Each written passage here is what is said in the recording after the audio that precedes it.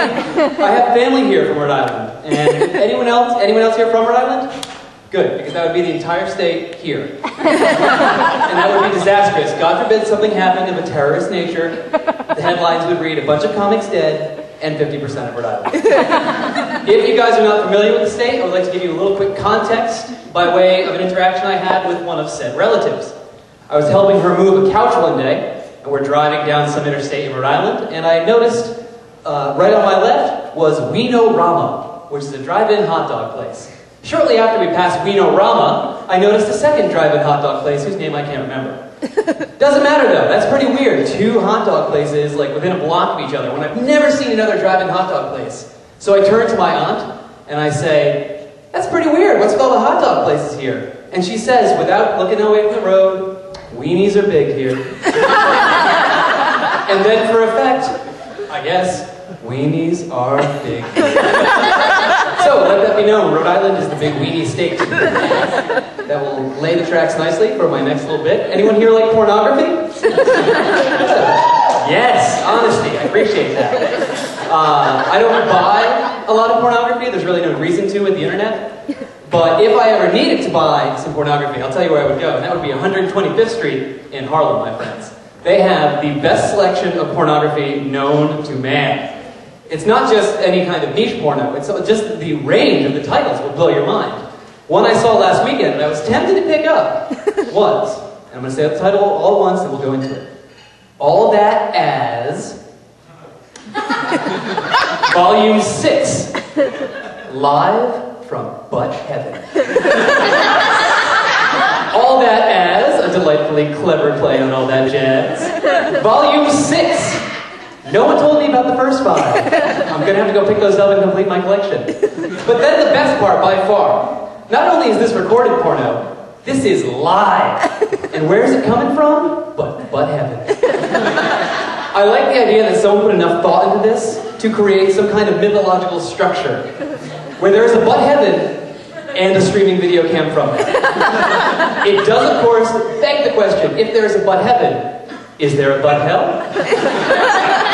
I think there is. And judging from the back of that DVD where they depict some of the action inside, I think butt hell is an awful lot like butt heaven. I am something of a grammar nerd, which is both good and bad. I look the part, so that's good. But it's bad because you look kind of mean when you correct people's grammar. My latest bugaboo is when people will use IE and EG interchangeably. Now this seems like no big thing, and really it's not. But they're not interchangeable. You cannot just use EG and IE willy-nilly. Here's how it works. You use IE when you want to give a specific reference of something you just suggested or alluded to. You use EG when you want to list many examples of that thing you reference. And you point out the difference to a room full of strangers when you want to look like a total dick. I.e., what I just did.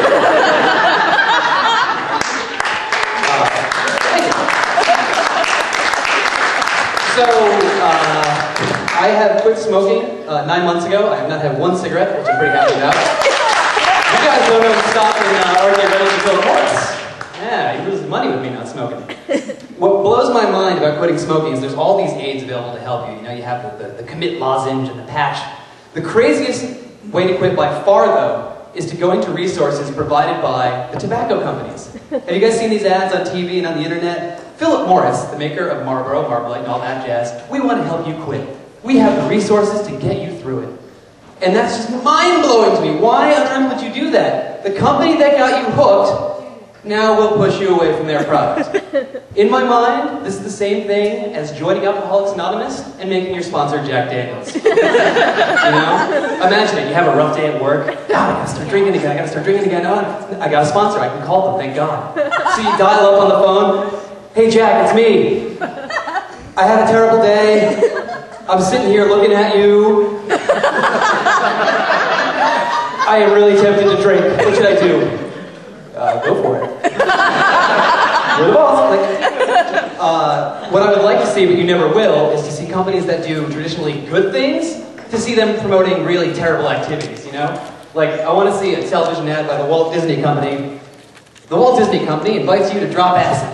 This in the year of 1,000,000 twisted dreams. It might not ever happen, but you can still drop acid and go to Disney World if you like. So, I don't know if you can tell this, but I am a white guy.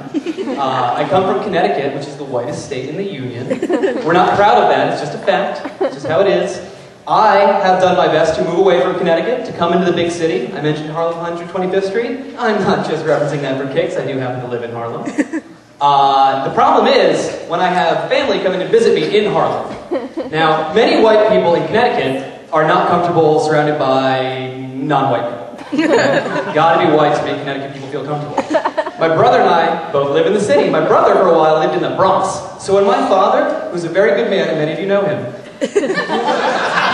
when my father, the good doctor, drives in to pick up to drop some stuff off for my brother in the Bronx, and he's instantly incredibly nervous. You know, he's like looking around, oh God, I'm the only white guy.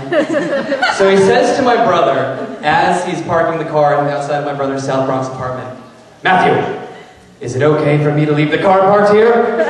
I don't want anyone to steal my hubcaps.